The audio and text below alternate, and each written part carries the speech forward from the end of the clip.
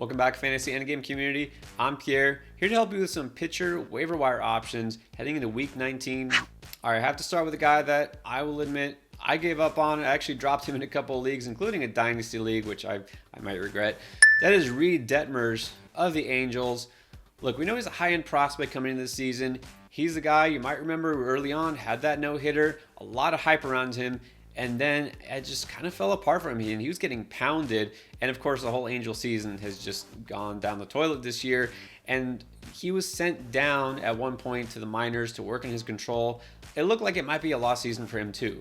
Well, I guess he took it to heart. As soon as he came back, he's just been absolutely dealing and looking like the top end prospect that he has been. So in the last 31 innings pitched since he came back from the minors, he has a 1.16 ERA and 38 strikeouts.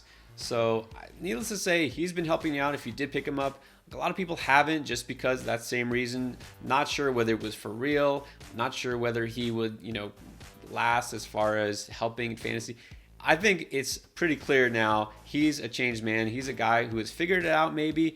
You have nothing to lose by adding him. We know that the talent is there. So Reid Detmers, if he is floating out there in your fantasy league, I'd go ahead and pick him up right now. This is a guy who could be a great long-term keeper, especially for dynasty leagues. Justin Steele of the Chicago Cubs. Not an everyday household name, but someone you should get familiar with. He's been coming on more and more as the season progressed. Really had no fantasy value throughout most of the first half of the season. Both April and May had an ERA north of 5. All right, so you didn't want anything to do with him. But ever since then, he's slowly gotten better and better. In June, had an ERA of 3.03 across 5 starts. And then in July, across 4 starts, a 2.11 ERA. Well, he's only pitched one time in August, but that was a scoreless outing, 4 2/3 inning only. He struck out 10 batters in less than 5 innings. The strikeout numbers are starting to pile up for him. He seems to have figured out how to get hitters out consistently. This is not a super young pitcher either. This guy's 27 years old, but doesn't have a ton of major league experience. It looks like he's starting to figure it out. And look, the Cubs are going to let him go in the rotation as long as they can. They need the help. And so Steele is somebody who can definitely help you out, especially the way he's striking batters out. He's pretty much freely available in most leagues. He kind of figures to be a streamer most weeks. But if he's going to keep pitching like he is, I think we have to take him seriously and just add him to our rotation. Now, if you missed out on Jesus Luzardo, I'm sorry. He was dropped in a lot of leagues because he has been out for a long time, but he is back, and it is time to pick him up if he's still out there. I did mention him a couple of weeks ago, but it looks like not everybody has taken notice because he's still out there in almost half of Yahoo leagues. He's a free agent. Okay, if Luzardo is out there, go add him. His first start back was okay. He went 5 innings against the Reds, took a loss. His next outing went 7 scoreless against the Cubs and only gave up a pair of hits. This is somebody who we know is a high-end prospect, has been for a while. It just couldn't stay healthy. It's still been a problem this year, but look, now he's on the mound. You have to roll him out there. He has electric stuff. He has 52 strikeouts in 41 innings this year. Of course, Marlins play in a favorable home park, and they get to play some teams that are already out of contention the rest of this year, like the Nationals. Some of these NL Central teams I just mentioned. Luzardo is going to be a staple of your rotation if you keep him in there. See if he's out there, and if he is, go ahead and add him immediately. Now, time to talk about a pair of Rays pitchers. Yes, they can be frustrating, but you know what? They always somehow seem to deliver value. So let's start with Tyler Glasnow, a guy who has not pitched all season. It's hard to say for sure that he even will, but right now they're pinpointing a return sometime in September. He's already started throwing from flat ground. It looks like things are going well. You might remember him from last year.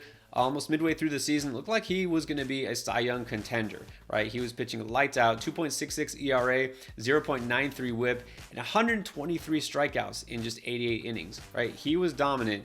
And then there was that whole, scandal, if you want to call it, once, they talked about cracking down on the sticky substance.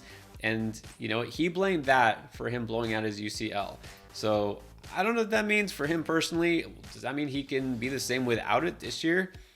I don't know. But he's a talented guy. He's definitely someone capable of bringing the heat.